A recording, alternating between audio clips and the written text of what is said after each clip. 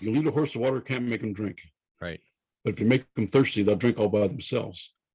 And that's really the interrogator's job, is to get somebody to want to do something, Right. not to make them do something. Right. Because if they're fearful or if they feel threatened, they're going to tell you something that might not be truth and it might not be helpful.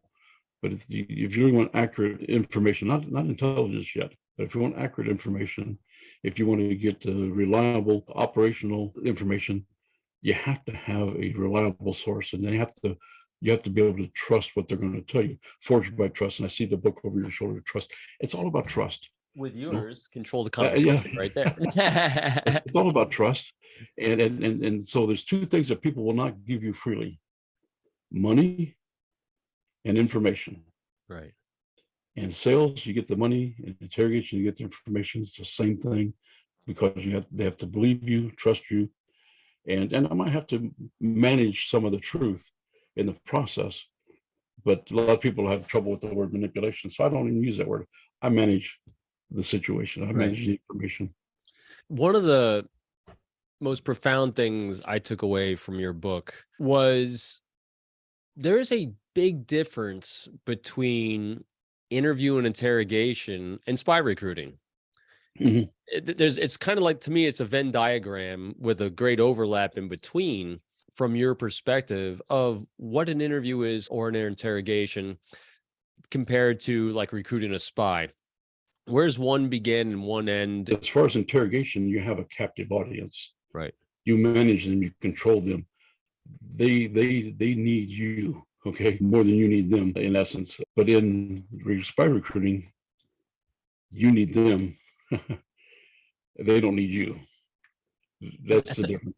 Yeah, it's really a great analogy you just made there, in the fact that you're right. I have never had the ability to have a captive audience. Mm-hmm. No one ever had to talk to me. Going to hold on to that word.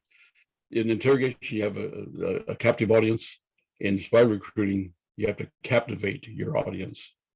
And it's interesting, you have to captivate your audience by allowing them to captivate themselves with you. Yeah. And so when you're interrogating and you have a captive audience that has no choice, they have to be there with you. Mm-hmm. How do you forge that kind of trust where you're dealing with a hostage, basically? Well, you look for commonality, and you find those commonalities that you can address. If you go in and you have all the information, you got all the dossiers, and you got all the papers, and you put them down there like, we know everything about you, we know what we're going to do with you, and we don't care what you think and stuff. There's not much rapport there. Right. But if we go in with nothing more than a piece of paper and a pencil and say, what are you doing here? How did you get here? I haven't even had time to look at your stuff, and start from discovery. The origin. Even though I might know everything I need to know, I don't want to be so smart. Right. I don't want to know everything. I want to know what he knows, or how. I want to see what he presents to me first. What a great statement you just said. I don't want to be so smart. That is a great outlook to have when initiating any conversation with anyone. Because I think it would be valuable. Yeah, it keeps you so open. Mm-hmm. Because then if he tells me who he is, I find out a little bit where he's from. He has a family. Boom, we have commonality. I have a family, and we're both here in a faraway place for a long time. We don't know how long, and so we have a commonality. And I try to make sure that I connect with those feelings.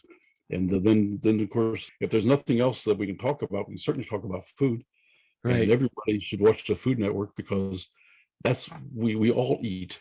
And when there's nothing else to talk about, we can talk about food.